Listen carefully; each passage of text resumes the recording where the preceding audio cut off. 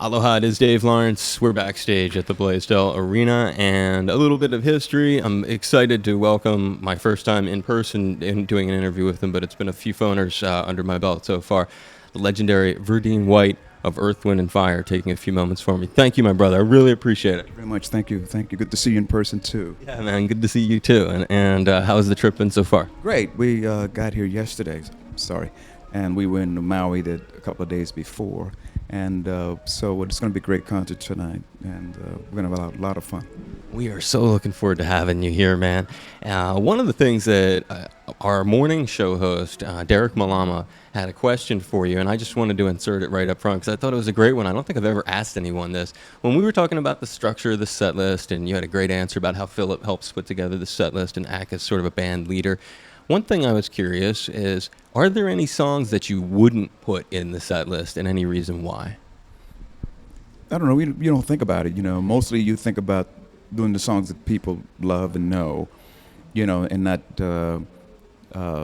overplaying your hand and playing songs they might not be familiar with. Or if you do, you don't play them as long as you would the hits, of course, That's a good way of explaining it, too. So it's the songs that are less familiar you just wouldn't think of necessarily sticking in there. Well, yeah, you might not do the whole song. You might do maybe 4 bars of it or an intro of it and things like that, to take up a little space. But, more than often, when you go to a concert, whether it's our concert or any artists that are known, they generally play the songs that people know because that's what actually people come to hear. And it's been always, you and I talked about this, it's sort of been a dilemma over the last few decades. A lot of classic artists, they want to keep producing new music, but it's difficult to work it into the set list because the folks are coming looking for the classics. Well, yeah, it's always a fine line with any artist, whether it's us or anybody. They have material that probably is just as strong, is just as good, but might not be as familiar. So I think we all kind of, always have that little challenge. You've had such a long career in music. So many people would be envious of you to have been able to chart this course, if you will, for your life at the young age that you did and still be able to do it. In learning a little bit about you, researching for this, your father was a doctor but also a saxophonist. You have 2 brothers with a musical background. Where do you draw the connection between your pop and the sax and your career filled with music? That's a good question. My dad, and of course I had great mentors. We call them mentors now. I don't think we called them then when I first came in the business.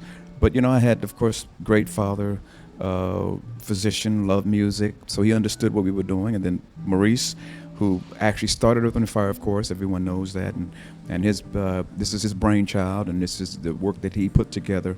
Brilliant. Great producer, great leader, great singer, drummer, songwriter. So I was actually boxed in between them, a lot of great people, And then the late Louis Satterfield, who was the trombone player in the Phoenix Horns, was my bass guitar teacher. So I had a lot of great people. They had a lot of life experience before me. I was able to learn the ropes in the music business. So I had the late Charles Stepney. So I had a lot of good mentors and people who had been there, that was really great for me, So you can really draw a connection between those mentors and that early experience and the career you've got today. Right. So I had a chance, probably, as we would say, to intern, while I was learning on the job, and so that was really great for me. What a cool internship. You mentioned Maurice and his visionary coming up with this band. What was his original vision? Because as you know, it's a fusion of so many kinds of elements, yet it comes together into a unique EWF sound. Well, he had a vision from the very beginning, and it really worked really well, It really worked so well. And of course, it wasn't overnight. Of course, we had 3 or 4 albums that developed the sound, and we kept developing and developing and developing the sound. And Maurice wanted a band that could do different types of music, appeal to a wide audience, and to make people happy. And and as we look at it now, he accomplished his goal. And we have Maurice. He'll take his place with people like Walt Disney and Steve Jobs. And what I mean by that is that the work is so strong that it will live on, and he ranks amongst that with great people. Yeah, he'll make you, when I introduced you on the phone, one of the true mass appeal artists, and that's sort of what you're alluding to of his legacy there. Right, exactly. Exactly. That's really where we are, you know. And but you know, it was a process. It wasn't an overnight process. And as we are here now, we are, you know, in our what third, fourth generation of young people that have come to see us and things like that. Well, that was one of the cool things you said in the phone. It was in our piece today on the air about how parents, and this is the case probably with a lot of classic bands. Parents are bringing their kids, they're bringing family and friends, they're sharing what was their own personal experience and taking it on, as you say, through the generations. There was a person who played an important role in EWF, played an important role in Maurice's life, ended up, I guess, by way of that, in yours. Ramsey Lewis. How, through Maurice, did he become a connection, and what is the relationship with him today? Well, of course, you know, Maurice was Ramsey's drummer for 5 years. In the Wade in the Water, In Crowd, and Ramsey was a very popular trio. You know, really successful trio, and Ramsey, of course, and Reese were always very close. Ramsey was very supportive of Maurice when he left the trio to start Earth, Wind, and Fire, which was a huge deal, you know, to leave a successful trio or go out on your own and start something else, you know. Yeah, and then later on, of course, Maurice brought Ramsey a hit song with Sun Goddess, which was great. And actually, Ramsey is on a European tour in November, and he's calling his tour Sun Goddess, the Sun Goddess Tour. And they're very close, and they just really, Ramsey was wonderful. And I knew Ramsey as a kid, too, because Maurice would take me to his home. And so he was another great mentor for a young person like me. So you count him as a mentor for sure. Most definitely. Great role model. The bassist for the Ramsey Lewis trio, Cleveland Eaton, was also a great role model. And they were also nice, you know, they were also great to young people like myself. How cool is it that Ramsey's got that radio gig that he's got today? Oh, yeah, well, you know, but Ramsey is one of our, you know, he's one of our esteemed artists. He's one of our, and wonderful people. And, you know, and he's synonymous with Chicago, Illinois, which I'm from, yes. That's cool. I just think it's neat, the connection with him. I admire what he's doing, as you can tell, because I'm in radio. One of the other things that is neat about you, and it's certainly something you deserve after accomplishing all that you have and giving the world what you did, you live in a historic house, I'm told. Tell me a little bit about this house, which is almost 100 years old. Is that correct? It's actually a historical landmark now, and it's actually across the street from where Cary Grant lived. And it's an old house. It was a fixer-upper when we got it. And when my wife bought it, got it, and said we got a new house, and we put a lot of money and a lot of work and time into it. But yeah, it's like a museum, and it's got all kind of stuff in it. Yeah. You have any collections of stuff in there? I have stuff. Yeah, gold records. I have things like that, little gifts I get, and I just got a gift here, a ukulele here, which I'm gonna put in my house. So I'll add that on, you know. It's not one room that has all the gold and platinum records? Yeah, there's one. There's one. That's kind of cool when an artist does that, puts it on. Yeah, and I have pictures of President Obama when we went to the White House. You know, so I have them when you first come in. You know, when you first come into the house. That was a real popular story in our interview, how EWF, one of the handful of bands that have gotten a jam for the president, the current president. However, in doing a little homework, I realized that you've jammed for more than one president. Share a little bit of the other experiences. Well, we did the last state dinner for President Clinton, and for the King of Morocco.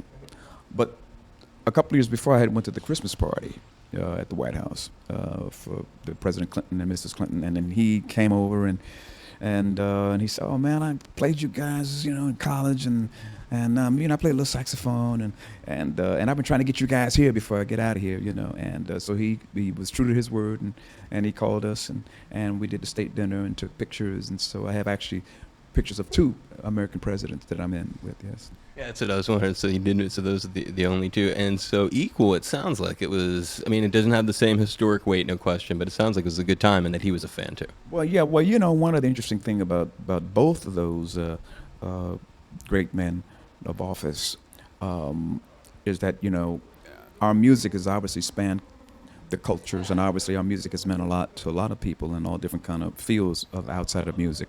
You know, people in politics, people in sports, you know, people in medicine, you know, things like that. You know, we've touched a lot of people. So, you know, we hear a lot of stories where they were when they came to our concerts and things like that.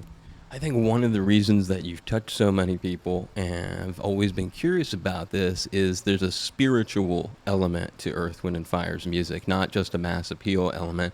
And I think of gospel Where does gospel fit into the evolution of the sound, the spiritual sound that EWF has? Well, all of them, you know, gospel, jazz, R&B, Latin. We've touched on a lot of different types of music. Rock with the I Am album, you know, we've touched a lot of different genres of music, you know. But do you think there's anything, is there anything particular about, because the voices, they just lift you up, the power of the voices, and it just makes you think, man, I wonder where gospel plays a role in the voices. Well, you know, of course, Maurice being born in Memphis and raised in Memphis, you know, him as a singer, you know, he pulled from a lot of those kind of things too, being in the church, you know, coming up as a kid, you know. You just have a nice soul to you, though, bro. When you talk, I mean, I love the way you're talking about the Hollywood Bowl. You just like it rolls out of your. There's something that comes. I can see really why when you talk to you, why EWF is known for really, you know, hitting you in your heart. There's a guy who probably touched a lot of people in a way. Maybe I'm assuming he has a unique role in your life. Michael Jackson. Through the years, when did you first get to be around him? And tell me something about how maybe you've learned something from what he brought us. Well, of course, Michael, you know, being a great artist, and when him and his brothers would come to our shows and at the Forum, and that's when we met Michael, you know, and a lot of Michael's stage ideas, you know, he took a look at what we were doing and added it into his repertoire. So. You know, he was great. He was a great artist, the greatest ever. And you can distinctly remember him coming up to you at the Forum? Oh, yeah. All his brothers are him and Jackie and Marlon and Tito and everybody was, and Jackie and everybody was right in front, you know, watching our show. I have heard from reading a little bit about favorite albums that you guys have that you've done, that Maurice's was Faces. It made me wonder what yours might be. We have a few, you know. That's the Way of the World, one of my favorites because it was the first big album that crossed over, and it was such a wonderful record to work on. You know, there was a lot of care put in that record. You know, you could just feel it when we were doing it, that it was a great record. The Faces record was great too. You know, really, that was a great record. The I Am album was great for its hit songs, and what I liked about the I Am album was sort of like the peak of our record stuff in the 70s with, you know, After the Love and Boogie Wonderland, and you know, it was great. And also too, there was a great technological achievement with what George Massenburg did on record. You know, it was sort of like we were sort of at the last end of vinyl, you know, moving to CDs, but on vinyl it was probably one of the best vinyl sounding records. If you put the record on vinyl now, it still would sound great. I have a vinyl copy. My favorite might be Keep Your Head to the Sky. It was a great record too. That was the record where we sort of started playing colleges, and our music got hipper, and we got hipper, you know, things like that. Yeah. Last Days in Time. First record for Columbia Records for Clive Davis when he signed it, which was a big record for us. That was a big record because prior to that we were with Warner Brothers, and we were doing, like, I think about 50,000 albums per pop, but that record we started out 400,000. You know. One of my all-time favorite EWF jams is on there. Remember the Children. Oh yeah, that was right. That's right. That was on there, right? It's a hard rockin' riff in that thing. And there was another record on another song on the first album, which was great, at the Fan the Fire. Yeah, that was a great song, especially the middle section, you know. Some cool instrumentals back in the early days. It was Zanzibar, was that? Zanzibar, Zanzibar, yeah. On the Head to the Sky record. That was a really like 12, 13 minute, like kind of trancey kind of jam. Yeah, the studio we recorded it was named Zanzibar. Yeah. And is that what lent the song to? Yeah. That's a great. It had that like Afro feel to it. You just didn't know where the name, so it was recorded there. Right. It was just, I think Maurice just thought of it, you know. As we wrap it up with you, you've been really generous to sit down with me before the show. I cannot emphasize enough. I've been following you around for years, and this really means a lot to me that you would take the time for this. There is two final things. One, you got to collaborate in 1990 with a unique gentleman. He's known as a reclusive force in the music business. Just curious, Sly Stone, what was that like? Maurice worked with them on that record. I didn't see Sly at all in the Heritage we're talking. Yeah, we sent the track to him, and he started working on it. You know what I mean? But I had met Sly in the 70s, you know, when we first came on the scene. But Sly was cool, man. You know, he was cool. It was a great record, you know, real great talent.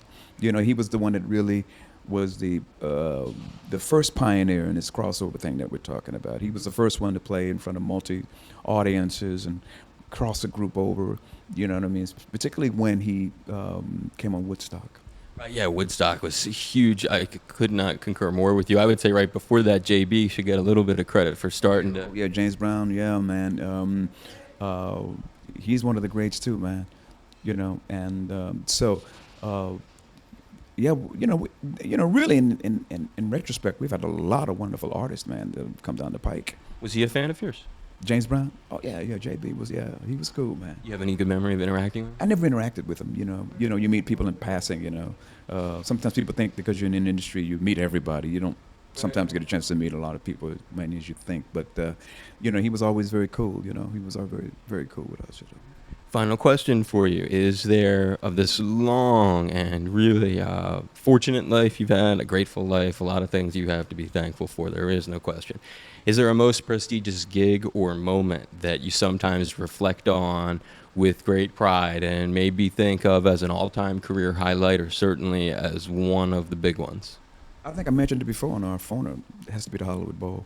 I think the Hollywood Bowl is one, and I think performing particularly recently for President Obama. Those two events, of course, President Obama, because, it's such a historical moment.